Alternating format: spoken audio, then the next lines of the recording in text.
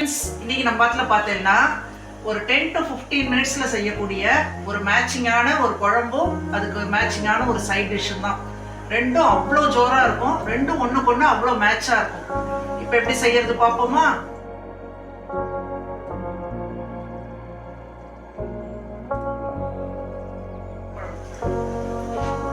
அதுக்கு நல்லெண்ணெய் ஊற்றிடுவோம். வத்த குழம்புக்கு எப்பவும் நல்லெண்ணெய் தான்.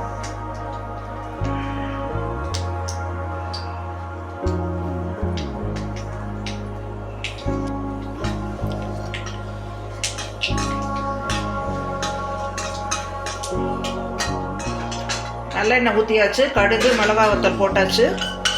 இப்போ நெக்ஸ்ட்டு வெந்தயம் போடும். இந்த வீடியோவை பார்க்குறவங்க கடைசி வரைக்கும் ஸ்கிப் பண்ணாமல் பாருங்க, கண்டிப்பாக உங்களுக்கு பிடிக்கும்.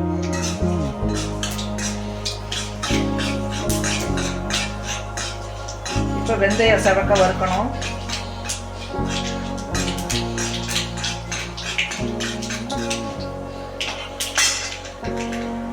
வெந்தயம் செவக்க வறுத்தோன்னு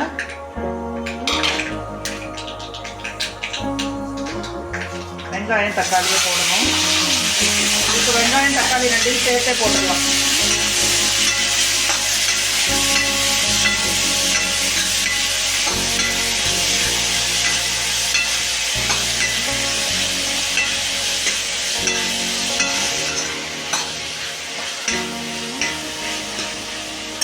இப்போ சாம்பார் பொடி போடுறோம்.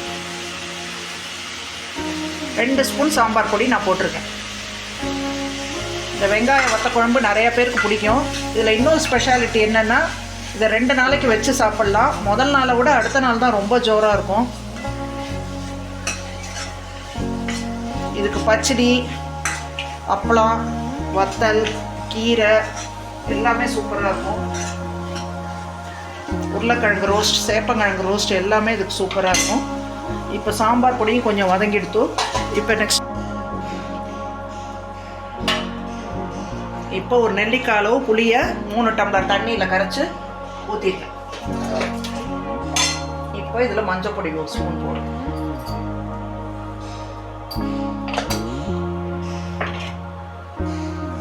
கல்லுப்பு,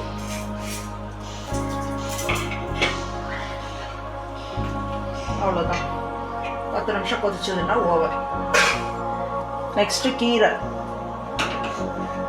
ஒரு 2 கரண்டி பயத்தம்பருப்பு போட்டிருக்கேன். பயத்தம்பருப்போட ஒரு கட்டு முளைக்கீரை வாங்கியிருக்கேன். முளைக்கீரை வாங்கி நன்னா அலசிட்டு 3-4 தடவை நன்னா அலசணும். அலசிட்டு பொடி பொடியாக நறுக்கி இப்போ வேக போட போகிறோம் பயத்தம்பருப்போடு.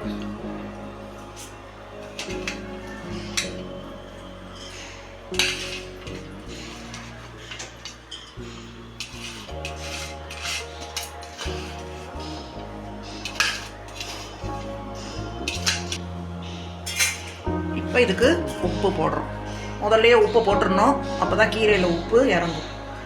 கீரை உப்பு தாங்காது, அதனால எப்பவும் போடுற அளவு விட கொஞ்சம் குறைச்சி தான் போட்டுக்கணும்.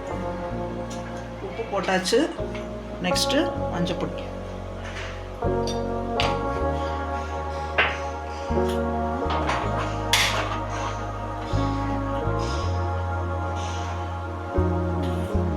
அவ்வளோதான். இது வெந்தோடனே தேங்காய், ஜீரகம், பச்சை மிளகாய் அரைச்சி இதில் கிளறினா கீரை கூட்டு ரெடி. ஒரு தடவை நல்லா கலந்து விடும். உப்பு சீராக எல்லா கீரையிலையும் இருக்கும். தண்ணி கம்மியாக தான் ஊற்றிக்கணும். நம்ம போட்டிருக்கிற கீரைக்கு அடியில் தான் தண்ணி இருக்கணும். இன்னொரு விஷயம், கீரையை மூடி போட்டு சமைக்கக்கூடாது. கீரையை இப்படி ஓப்பனில் வச்சு தான் சமைக்கணும். 10 நிமிஷத்தில் குழம்பும் ஆகிடும், கீரையும் ஆகிடும்.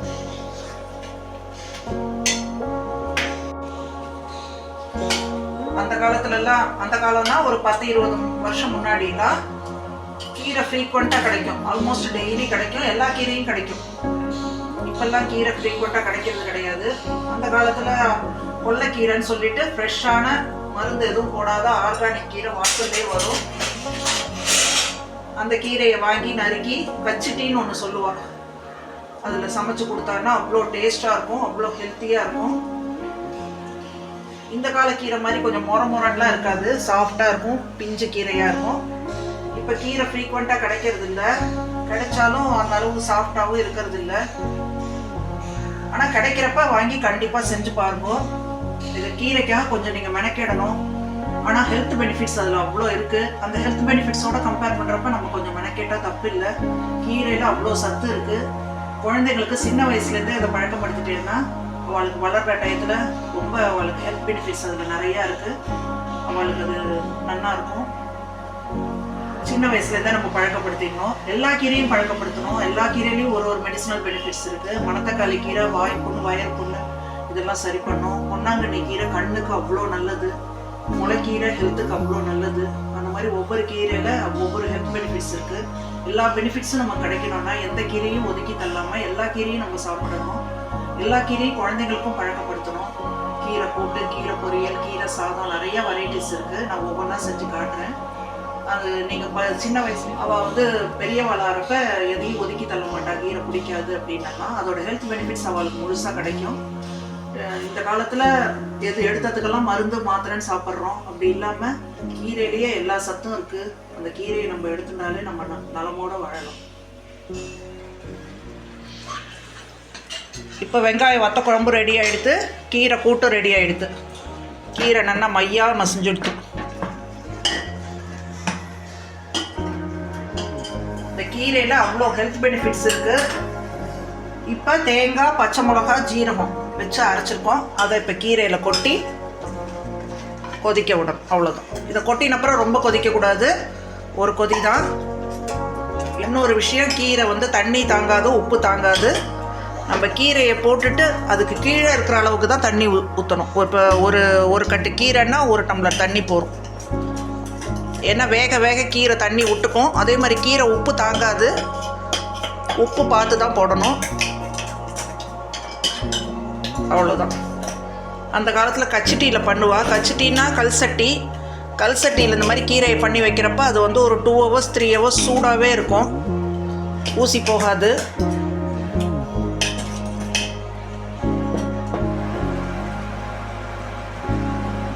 செய்யறதுக்கு ஒரு 10 to 15 minutes தான் ஆகும். ஒரு அடுப்பில் குழம்பு, ஒரு அடுப்பில் கீரையை வச்சோம்னா 15 நிமிஷத்தில் இது ரெண்டுமே ரெடி. இது ஆயில் ஃப்ரீ. இந்த வெங்காய வத்த குழம்புக்கு இந்த கீரை ரொம்ப நல்லா இருக்கும்.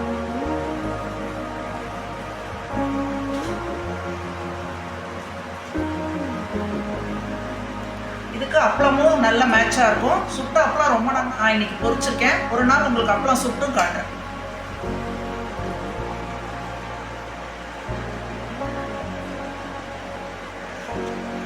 இன்னைக்கு நம்ம வீட்டில் லஞ்ச் இவ்வளோதான். உங்கள் வீட்டில் என்ன லஞ்சுன்னு கமெண்ட்டில் சொல்லுங்கள். மறக்காமல் சப்ஸ்கிரைப் பண்ணுங்கள். பாய்.